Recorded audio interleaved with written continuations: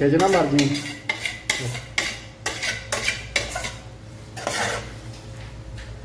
कद्दूकस करना मोटी मोटी कद्दूकस कर ब्यूटीफुल डिश तेनू भी ना पता ही है तेनू भी तो पता ही है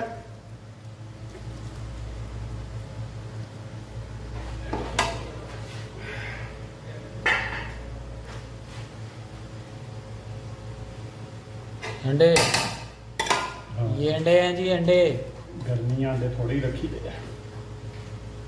अच्छा तो ना दोराना मेरा मौली लगता है ठीक ना अब हम मुझे कोड़ा कोट पा देंगे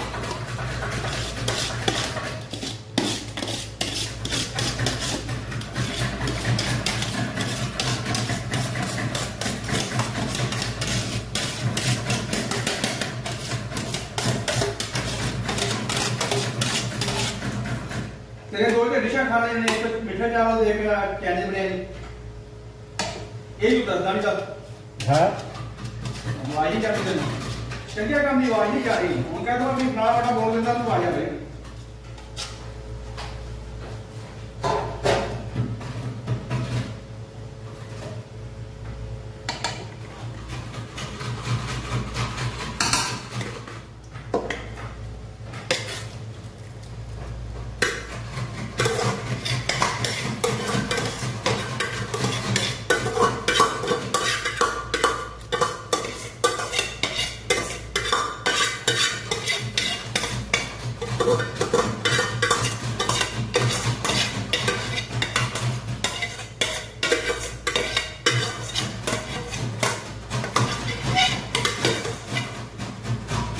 जल्दी जल्दी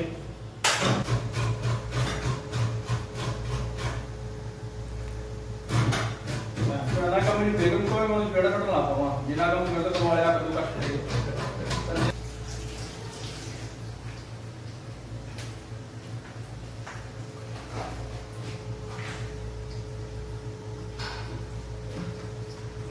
है राणा मैं छोड़ दूं ना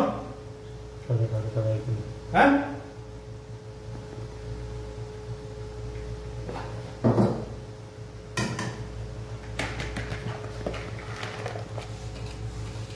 राणा बादाम किधर के नजर ले आते हो लिया ना बता